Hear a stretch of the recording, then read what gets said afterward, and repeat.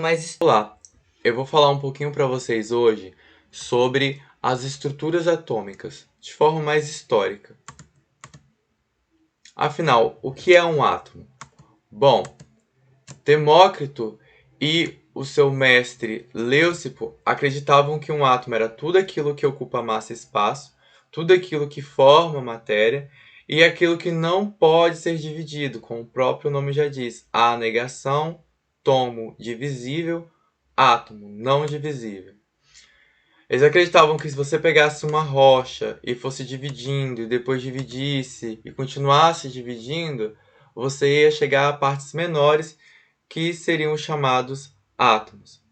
A partir desse pressuposto, caminhando pela mesma lei de raciocínio, Dalton, embasado na lei de conservação da massa de Lavoisier, que acredita que nada se cria, tudo se transforma, criou as leis das proporções múltiplas, que diz que quando um elemento de massa fixa igual ao nitrogênio é combinado com um elemento de massa variável igual ao oxigênio, nós, apesar da variação grande de massa, mesmo que seja absurda, a relação entre eles, a divisão entre eles, vai ser números inteiros pequenos, igual N2 para N2O2, a variação aqui é de 1 para 1.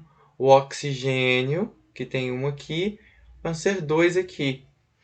Dalton, através desses pressupostos, acreditou que um átomo era equivalente a bola de bilhar. Seria esférico, maciço, indestrutível, indivisível, homogêneo e neutro. Em segundo, temos o modelo atômico de Thomson. Thomson, através de um experimento com um cilindro a vácuo e uma bateria de alta voltagem, influindo sobre um cátodo, que é um material de carga negativa, e um ânodo, que é um material de carga positiva, percebeu que saíam feixes do cátodo em direção ao ânodo, feixes de carga negativa. E esses feixes geravam imagens no fundo do cilindro. Através disso, ele observou que os átomos não eram neutros, como diria Dalton. E ele batizou, inclusive, esses raios inicialmente de raios catódicos. Thomson acabou criando um modelo atômico que ficou conhecido como pudim de passas.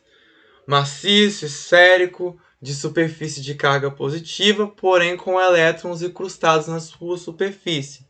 Essa parte rosa é o fundo, do átomo, que seria o pudim. Essa parte azul, os elétrons incrustados, que seriam as passas.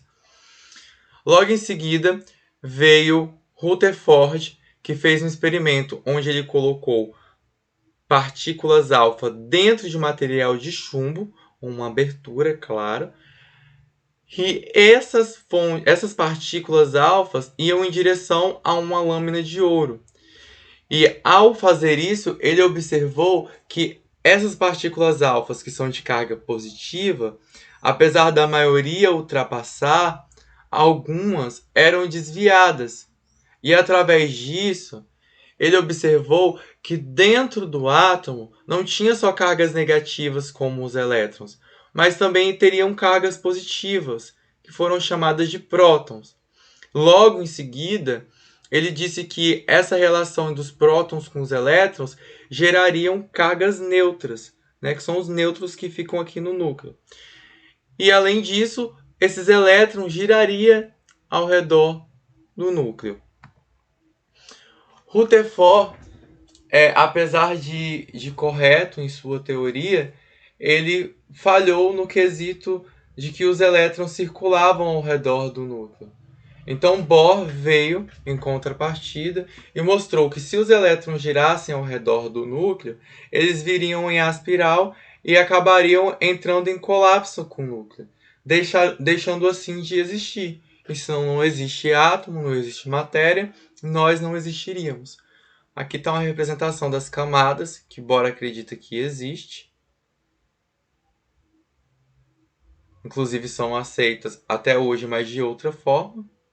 Aqui nós temos as evoluções dos modelos atômicos. Bom, primeiro aqui nós temos o modelo atômico de Dalton, né? Com a bola de bilhar. O modelo atômico de Thomson, o pudim de passas, né? Temos o modelo atômico de Rutherford, onde os elétrons circulavam no núcleo. Aqui nós temos o modelo atômico de Bohr, que segue o mesmo princípio de Rutherford, porém os elétrons não circulam ao redor do núcleo como um sistema solar, mas sim eles são distribuídos em camadas, e eles ficam onde eles são mais favorecidos energeticamente. E por último, que não foi mostrado como foi sua descoberta, porém sugiro que pesquisem, temos o modelo atômico quântico, que segue o princípio da incerteza. Esses pontinhos azuis é onde tem a probabilidade de encontrarmos elétrons. E essa parte vermelha aqui é o núcleo, onde temos a maior probabilidade, né, nas suas redondezas, de encontrar um elétron. E é isso, obrigado por assistirem. Essa atividade foi implementada através do curso de criação de videoaulas, que foi oferecido pelo Instituto Federal do Rio Grande do Sul.